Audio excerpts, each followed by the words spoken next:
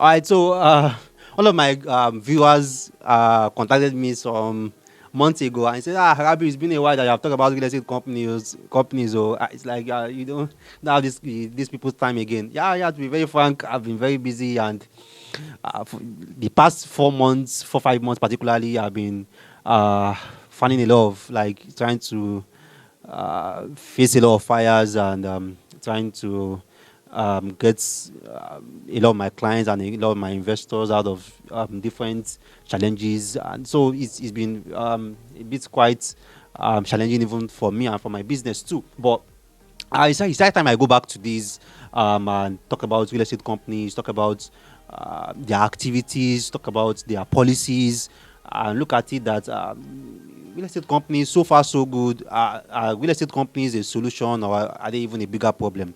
All right, so in case you are coming across a video like this for the first time, this is Meet the Papa Guy Property channel, and this will discuss everything real estate for first-time investors, avid investors, people who are buying properties, investing in properties, people who are about to start, or people who are investing already. Yeah, you're investing in Abuja, you are investing in Port Harcourt, you are investing in Lagos. Anyway, you are investing in Nigeria. Anyway, some of the tips that we are sharing here is a lifesaver that definitely going to help you.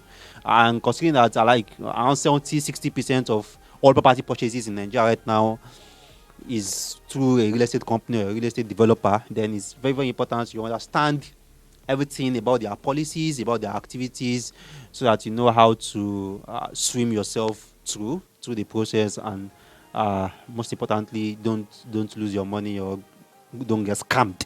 All right, so we have a lot of episodes, we have a lot of playlists that we have done. We even have a playlist dedicated for real estate companies.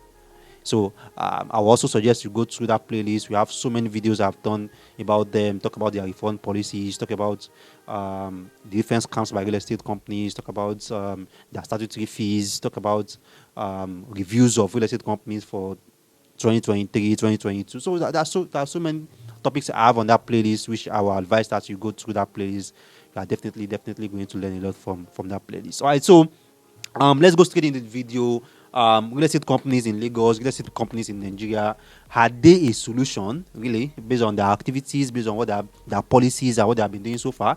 Are they the solution, or they're even just a bigger problem? All right, so looking at it, before we start talking about and analyzing the activities and policies, if you have been watching our videos, once again, we are here. But before you skip, if you have been watching our videos, if you have not subscribed yet, we wanted to subscribe. This is another reminder.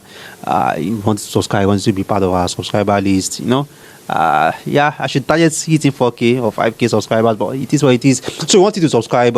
This is what we do every time, putting out these videos, putting out this content, and we do a lot of research, we do a lot of background, we put a lot of effort into this.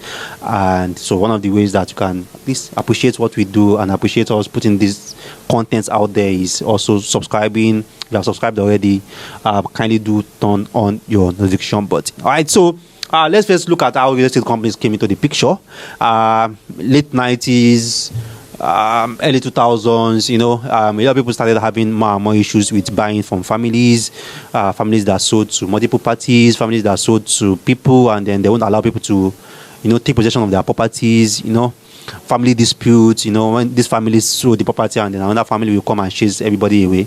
So all these were really affecting the real estate space, and it was making a lot of people turn off. Some people have even built to lintel before they even chase them away from that property. Some people that built to whatever stage it is. Some bought land in they were reallocated, they were reallocated. Some people even maybe they were working outside and then hoodlums came and then threatened them, beat people outside and so on. So there are so many cases of violence, fraud, and so many things. So that's where real estate companies came into the picture, and then a lot of people preferred the fact that they could buy from a company that is traceable, a company that is reputable, and a company where they know that once they buy, nothing like roofing money, foundation money, and all those other things, So that was the selling point for real estate companies. And then before you know it, people migrated to this, and the real estate company or real estate development or real estate developer became an attractive business. All right, now, but looking at what companies have been doing and the policies over the past couple of years, we look at the good, the bad, the ugly. Basically, let's just call it that way in this video. The good, the bad, the ugly. We look at the good side, the bad side, and also the ugly side. So, like I said, the first thing is people now feel like, okay, I can buy a land and pay for my land, pay for my documentation, and then once I get my land, I get my land. It's not like I want to build and then someone will start, hoodlums will start coming up and telling me that I have to pay for the foundation, I have to pay for roofing, I have to pay for this, I have to pay for that, I have to bring this because before I can build on my land. So real estate company really solved that, which is like a very, very, very fantastic thing, particularly coming from someone like me because I've built, and where I built is not inside an estate, and I can tell you that it's not easy. Trust me, it's not at all. You know, I did one small construction work, just a room, a living room, a bedroom, a kitchen, and a toilet. So during that time, I had to pay for foundation. And when we wanted to roof, I had to pay for roofing. Now, so recently, we decided, okay, let's do a shop. For the shop again, I had to pay for foundation. When you get to roofing, I pay for roofing too. So trust me, this, and I can tell you because we still have space in that place. If I still want to do another project there, maybe I want to do another 2 rooms or another 3-bedroom, the same thing will still apply. I still have to pay for like the foundation, I have to pay for the roofing again. So this thing is really crazy, and at least to an extent, real estate companies saves us from experiencing something like that. But again, look, like from my experience, I do a lot of transactions with real estate companies anyway. So we've realized that companies are like now becoming monsters in some aspects, and these now also starts also taking advantage, which is one thing about we Nigerians. Basically, once we Nigerians, you can see that I'm using the word we Nigerians because I'm a Nigerian, so I'm putting a lot of us in that bracket. So once we Nigerians have a small opportunity, we always want to find a way to enlarge it, and most times it's now the opportunity now become an exploitation, and real estate companies have started doing that. And one way that I've started doing that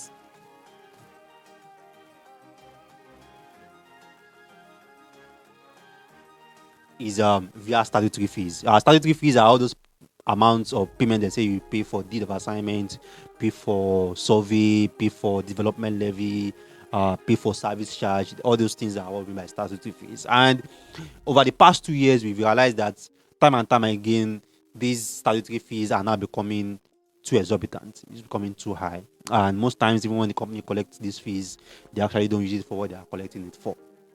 So, which has become like a very, very, very serious issue to our industry because I'm a realtor, I do real estate, I'm an investor, I buy real estate. So it's also affecting me too.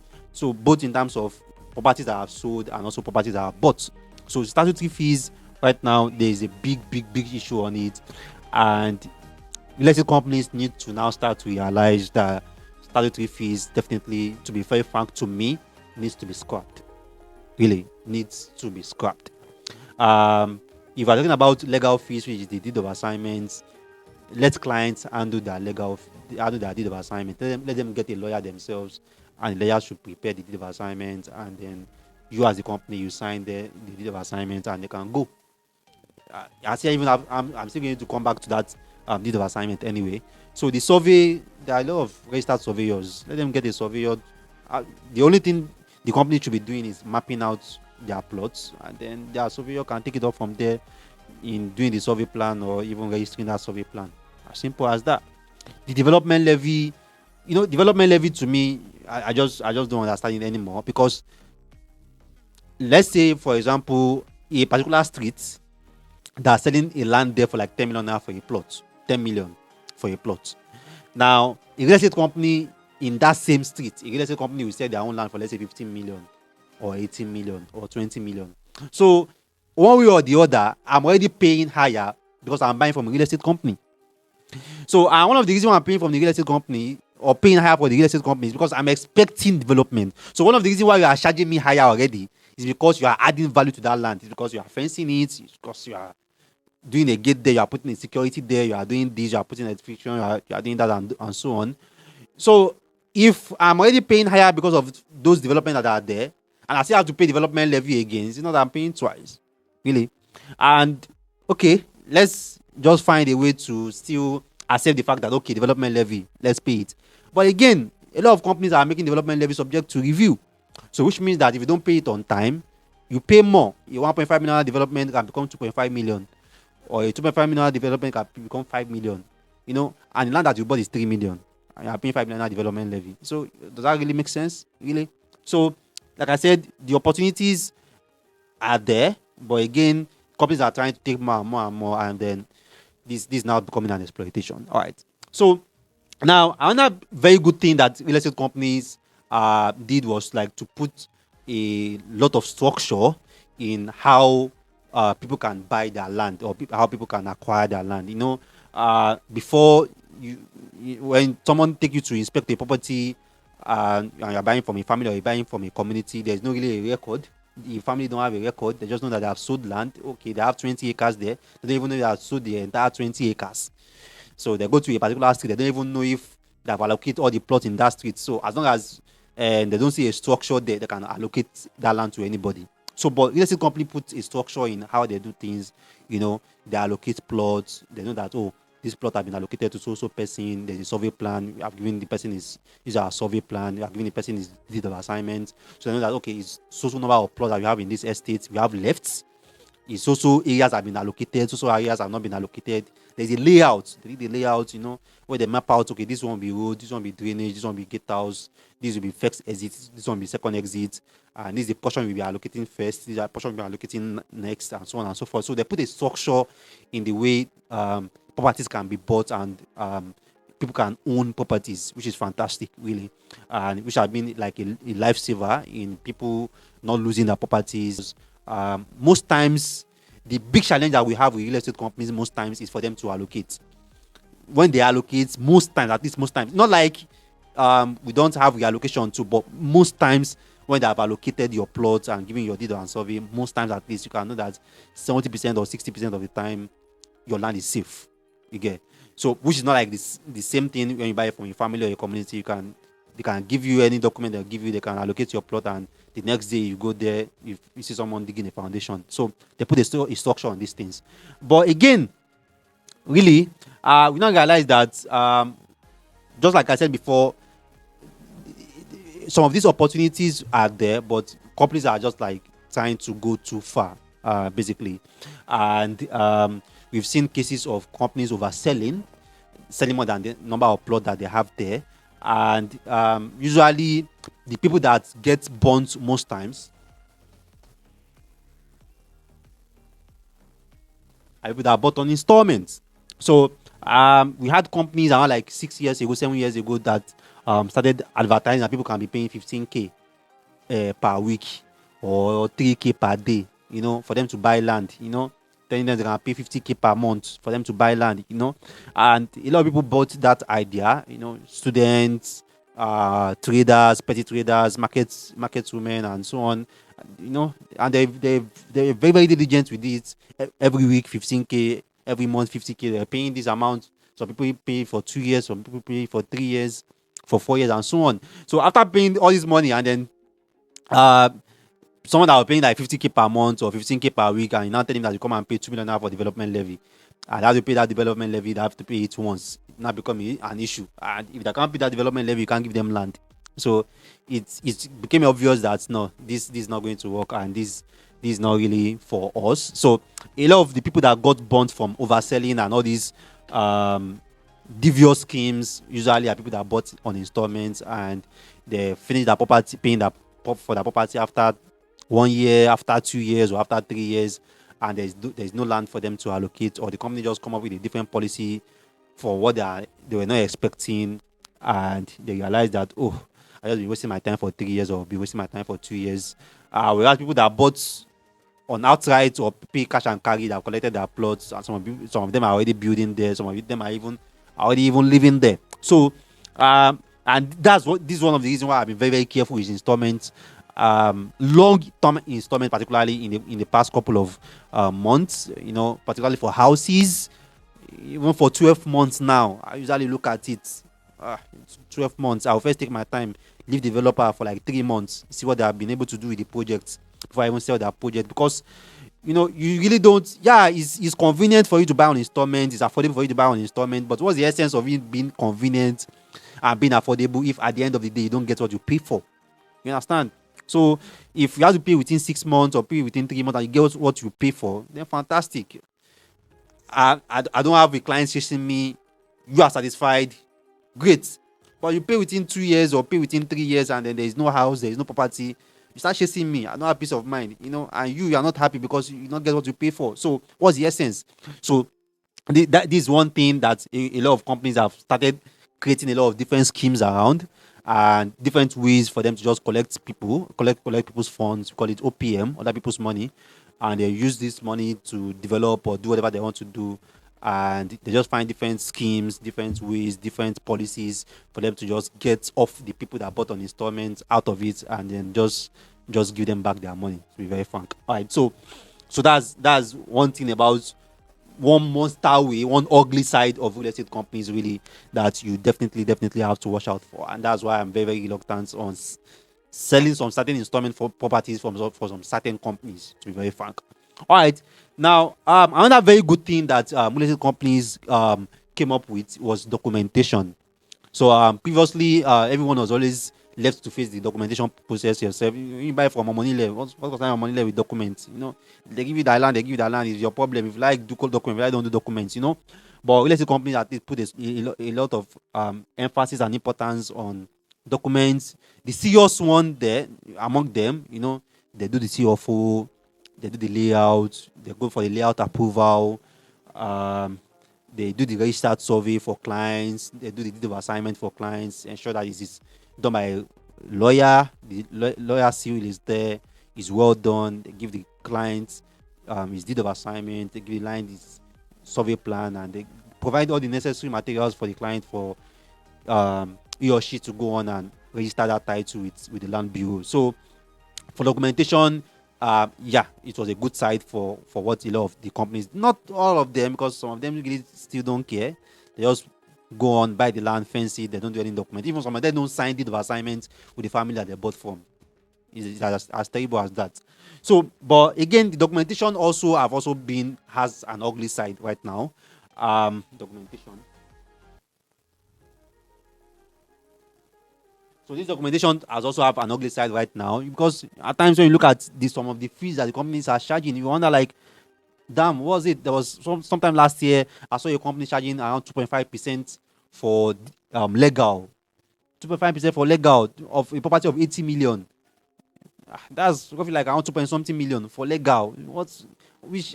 Is it government sponsor that you want to give me? It's not deed of assignment that I'll still go to the government and register it. How much the government is even going to collect to register their title? You understand?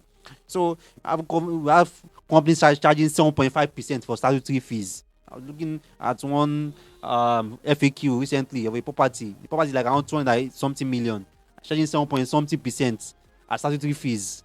Something that you can just add up. Okay, maybe the 7 point something percent is maybe around like let's say 20 million. Then just tell me the property is 300 million. At least I know that the property is 300 million. I pay 300 million and that's it. I don't have to bother about anything again. But telling me that the property is 280 or 2 whatever, and then I have to pay an extra 20 million or 18 million just for statutory fees, it really doesn't make any sense to me. There's no way I'm not going to frown at that. You get? So add it together. Let me know what I'm going to pay. I'm buying the property, the land is like maybe 8 million, and you're telling me that I'll pay 5 million now for development levy. Why? I don't get. Just tell me that the entire land is 15 million or the entire land is 14 million or whatever million it is. So I know that I pay it. I don't have any business with you. If I can afford that amount, I pay it. So not like you push me enter with 8 million. And when I'm at the middle of the transaction, now telling me that development levy is 5 million. Well, now that I bought is 8 million. So documentation also, when you look at some of the fees that the government, some of the companies are charging, even if you want to register the title and do CFO, you realize that what you are already paying the companies for the documentation is even higher than what the government is even going to collect to register title. And the government really know. The government know that they are charging this fee. And the government are also coming for them too to collect their own slice of the cake. So, some places registered survey plan is like maybe less than 500k, and the company will be charging like 700k, on registered survey. So some of these things, some of this documentation, also the companies have also started exploiting people, and that's why there just have to be some check and balances. Unfortunately, we don't have anybody that is regulating and placing a check and balance for real estate developers in Nigeria. Although they have a union, but that union is not for regulation. That union is just like a party meeting. The government, so far so good, are not really interested in regulating. They just want to charge them a particular fee. They pay them that fee. They're out, really. So some of those fees and some of those rates that the companies are collecting for documentation really doesn't make any sense, to be very frank. And then the documentation that a lot of these companies are even giving out is useless. Now, if you charge me 500k for legals and you give me a deed of assignment that I cannot use at Land Bureau, what's the essence of me paying 500k? Because if I want to register my land title, the person that is signing my deed of assignment must have a title on that land. Most of the companies don't have a title on the land.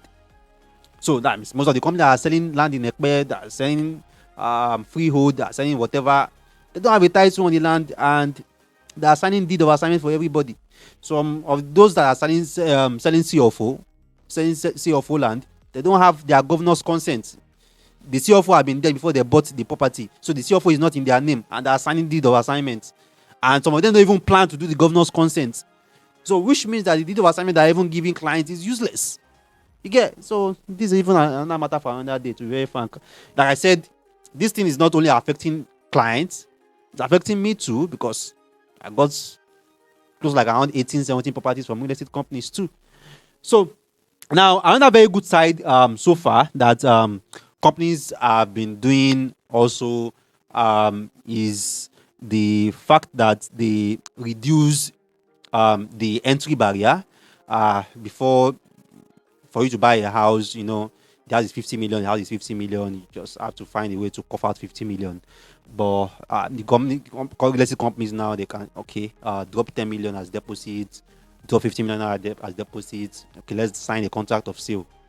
You pay me the balance within 3 months, you pay me the balance within so weeks, and then you can just know that 1 million naira every week or 1 million naira every 2 weeks, I'm putting it in this particular project. So it makes it easier, and it creates a kind of financial target for a lot of people. So people are earning like 1 million naira monthly, and then every 2 weeks or every month they're sending out 250,000 to their house ownership or to their land ownership. And at the end of the day, the company is serious, is reputable, they get their property, and they were able to achieve it. Something that they may not have been able to do if they were just paying one particular baba or one particular uncle. So real estate company also provided that particular good side to reducing that entry barrier, also trying to enlarge the coast net for more people to be able to come into the home ownership and land ownership opportunity. Like I've already explained the danger side of the installment part before. Like the company can also always come up later and tell you, the survey fee have changed, it's no longer 250,000 because it's last year you started buying, or it's last 2 years you started paying, and it's 2 years to give you to pay, but now the government have changed survey fee. Admittedly, some of these things are not their fault, because I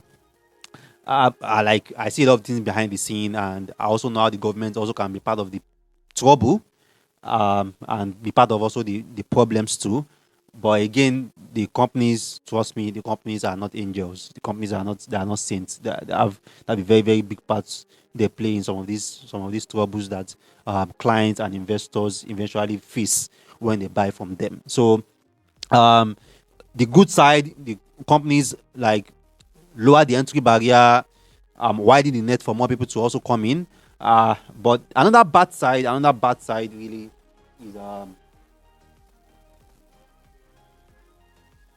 regulation.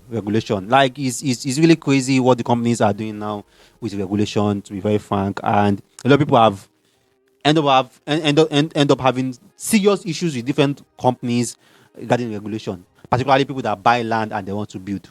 So, companies can start telling you, oh, this is what we accept, this kind of roofing we accept, this kind of design we accept. We don't accept a three floor, we don't accept a two floor, we don't accept a rooftop, we don't have to accept this, we don't accept that. So it's very, very important you go through this their regulation before you even buy. Ask about their building regulation, what kind of design do they accept, what kind of floors, maximum floors or maximum height do they accept. If you want to fence, what the fence height that they are going to accept. So regulation is also very, very important. Some I've seen some company that will tell you in the regulation they are not going to allow you to mold block in your site. You have to buy block. So it's not like you can say you want to come and mold block on your site. So, or big block molding machine into your site. No. So you buy block, as simple as that. So there are some companies that don't allow you to drill borehole. They will not allow you. There's a central water and you have to connect to the central water. Just as simple as that. So you want to understand all these regulations. So some companies, if you buy 300 square meter, they will tell you, oh, you cannot build a block of flats. It's only 1,000 square meters you can build a block of flats. Some will tell you it's only 500 square meters that you can build a block of flats. Some will tell you it's only whatever size that you can do a terrace. You can do a terrace on this size and so on. So this regulation also have been one of the different issues a couple of people have fallen. And the regulation also now take me to what we call service charge. Service charge. Now we've seen people like just sell off their property because of service charge. And it's crazy how much power and how much influence the companies have on service charge because they can always review these things. Diesel price changes, service charge goes up. Or Loma change their rates, service charge goes up. Or the cost of diesel changes, the cost of water goes up, or the cost of the kilowatt per hour for lights goes up. So service charge is also something that you have to be ready for, particularly if you are buying in fully serviced estate. That's why I just laugh at times when a couple of my contacts come to my DM and are like, oh, Rabbi, I want a fully serviced estate. See, I want 24/7 electricity. I want this, I want that. Hey, are you ready for 4 million naira service charge per annum? Or 6 million naira service charge per annum? So the more central the amenities are, the higher the service charge. When I say high, I don't mean high in thousands. I mean in millions. So yeah. So if you are getting a fully service estate, water is central, electricity is central, this one is central, that one is central, waste is central. You don't even have a septic tank. Septic tank too is central. Don't worry. Your service charge will tell. Your service charge will tell. So service charge is also one thing that is likely going to create an issue with you with the company if you are not careful. So to be very frank, personally, I don't like fully service estates. Trust me, yeah, I don't like fully service estate.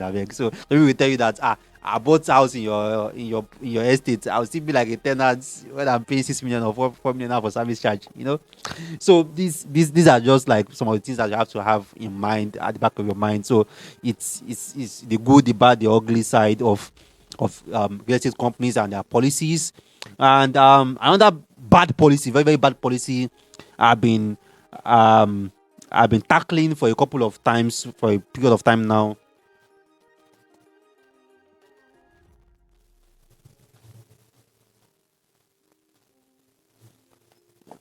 TO, transfer of ownership. A lot of companies right now are charging for transfer of ownership. So you buy a property from them. In a matter of years, you want to sell. The company are there. They want to collect a slice of it, which I find very annoying, to be very frank. You guys are selling a product. I bought the product. You've transferred ownership to me, and now I want to sell. And you're still telling me that I have to pay so fee or pay so percentage, like for what, and this is also one of the reasons why I always advise if you are buying from a company, try to register your title. To an extent, when you register your title, you can drag a lot of things with them because when you buy, you sell a property to me, you have allocated my property, I've registered my title. Number one, you cannot reallocate that plot to anybody because I've registered my title. Number two, you cannot sell that land to anybody because I've registered my title. But anybody that go and buy that land from you guys, the person just wasting his time because I have my governor's consent or whatever title that I registered to in my name. So nobody can use that land. So whatever that is, you are going to drag me. You might say that I might not use that land, though, but you guys too. None of us will use that land. It's very short. So transfer ownership is something that I'm really having a very big issue with. A lot of these companies started small with the transfer ownership fee, but now a lot of them are now increasing the rates, which I don't even understand why. Considering that if even they are trying to register your title for some of the land, what you are just going to pay is like around 20-25% to the government. And some of the companies are like expecting 5%, 10% for transfer of ownership. Like for what? The transfer of ownership, what are you transferring? It's not deed of assignment. How much is deed? Okay. So these are another very big issue with companies recently, and this thing is there. And just like I was challenged that I've not really been talking about them for a while. I've not really been talking about real estate companies for a while. So the fact is I've got my hands full dealing with a lot of things for a while, and that's just why I've really not got that time to come here and talk about it. But it's really crazy. Like I said, it's just the good, the bad, the ugly, and if this trend continues, I feel like the markets and the sector will evolve again, and a new model will come in to solve most of these issues, and people will move. Because when the families, the moneyless were coming up with different issues, created the opportunity for real estate companies to come in. And if real estate companies are also like giving a lot of issues and becoming a monster, also a new model will also come up, and then people will also move to that new solution and for a better experience also. So if there's anything that you would like to add based on the different things that I mentioned here about the good, the bad, the ugly, buying from real estate companies, what's your experience like? I know a lot of people have different experiences, to be frank, like different experiences. My comment section is not even enough. So but you can share your experience here, and you can look at how to avoid something like that in the future, the different ways that I feel like, okay, why don't you take this route? Why don't you try this route and try this? I've got a couple of developers that actually always watch my videos, so I just hope that might help them to review some of the things and some of the actions that they are taking. All right, so once again, we want you to subscribe to our videos. We want you to be a part and parcel of us, be a part of the family, be a part of the Property Guy family. So we want you to subscribe. We want you to be with us. We want you to don't miss our videos. And if you have subscribed already, that's also why we want you to turn on the notification button so that you get notified immediately. Don't forget, if you enjoyed this video, give us a thumb like, and you are free to share this content everywhere. Freely share it with your contacts, with your friends, with your network, with your groups, anyway. Just free. It's not copyrighted. All right. So I see many on the number polygon on the planet, your property advisor, your property consultant, Rabi Mustafa. Thanks once again for watching our videos, and see you next time.